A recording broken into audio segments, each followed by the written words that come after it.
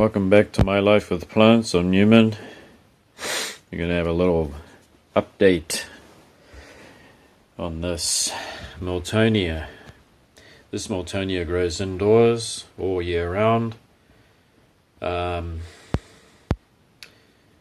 in Japan where I live, it's about 25 meters above sea level, so that is extremely hot in this area. If I lived about 100 meters above sea level, I think I could grow this practically anywhere in the garden. If I did want to grow it in the garden, I'd have to hang it up under the trees. There's no other place that's cool enough. It's actually too hot for it. It's a intermediate to cool grower, and I think more of a cool grower, if you ask me, because when we have a look closer in here, you can see these roots are starting to grow on the pseudo bulbs. We will try to peek on this side too. Let's see if I can get around there.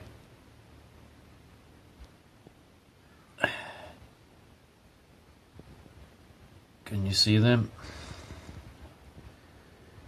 Right there. So these roots are well and truly starting to grow now. That's a new bulb or two. There's actually two there on the way.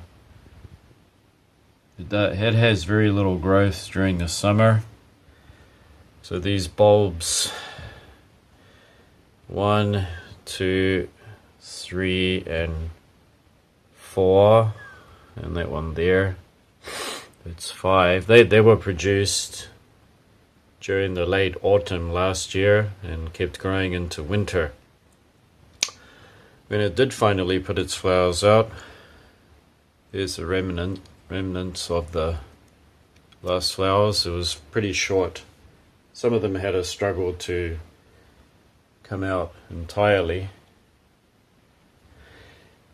Yeah, it was really hot. So yeah, I did have one on the balcony. It died. It couldn't handle the temperatures in the summer. So if you do get temperatures that are over 30 degrees, you want to start looking for a cooler place for it. And I count the best place is hanging underneath trees,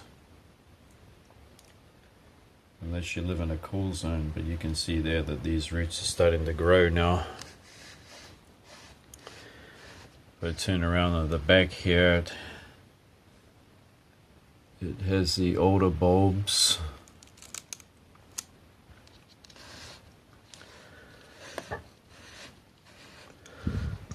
They definitely like cooler temperatures. It's ideal for Miltonia. You won't see many people growing Miltonias in Florida, for instance, because they have trouble growing them. They get a little confused and then veer away from them. Same with Coleogenes. It's another one that a lot of Florida residents would have trouble with, mainly because they are mainly cool growers. Cool growing means that between temperatures between 10 Celsius to 25 is cool growing, and that's Coleogenes and Miltonias. Miltoniopsis would be even cooler. I think an average of 5 to 20 degrees would be optimal, ideal. So if you do live in Florida and you're watching this, it's about 20 maximum inside here today. It grows best with the cooler temperatures. if you're having trouble with your Miltonias in your tropical areas of Florida and those kind of areas, then I suggest hanging them straight under the trees, making sure that they do not get any direct sun, and put a thermometer under there.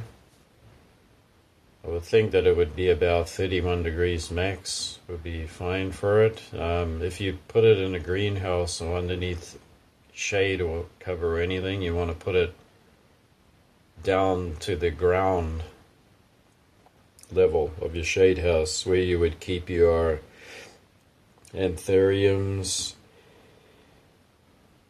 and Phaeus tankervillii. You usually have them sitting down on the floor of your greenhouse where it's extra mossy and wet. You want to keep it probably Miltonia down there. Yeah, don't let it get any direct sun in those tropical areas that are really hot. But if you live in cool areas up in the northern part of the States, or if you live in England and countries like that, these are no problem in a greenhouse. Absolutely easy. They should be easy as far as I've seen. Yes, orchids are from tropical zones, as I said before, but they do not grow at 25 meters above sea level. They tend to start at 100 going up. And those particular areas can be very dry during some seasons, but generally they're quite cool. Yeah, okay. Just thought I'd do this update for you and let you see.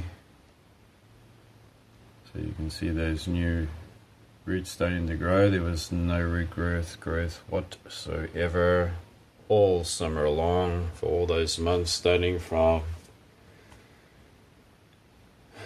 let's see, June, July, August, September, October. All of those months there wasn't any growth, and it finished flowering in late September, and these bulbs are already fully matured by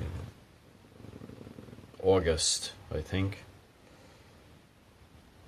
They'd come to their maximum amount of growth that they're going to do for those new bulbs. And as you can see there, it's starting on its new ones. Okay, thanks for watching this update. I hope it helped you out, and I hope I remember this time to put Celsius to Fahrenheit on the screen. And if I do forget, don't forget I do my measurement, I do my temperature by Celsius, the British way, so not Fahrenheit, so don't forget that. You just have to go on the internet there and find out what that is in Fahrenheit. Yes, at the moment the temperature in here is 20. It's about 65% humidity, but we're getting into the winter now, so the humidity will start dropping a lot.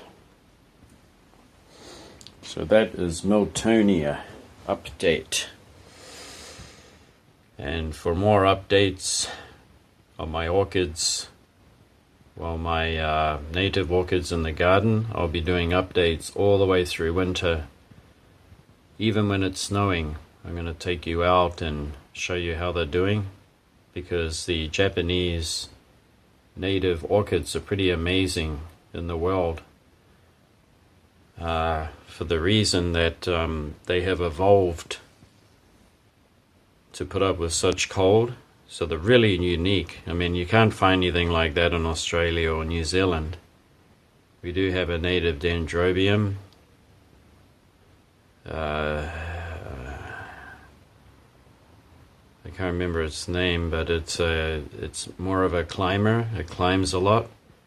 But that thing you know, it goes down to about 0 occasionally, but not like these amazing orchids of Japan, the Vanda falcata, Dendrobium monoliforme, and the other one is the terrestrial Cymbidium Gueringii.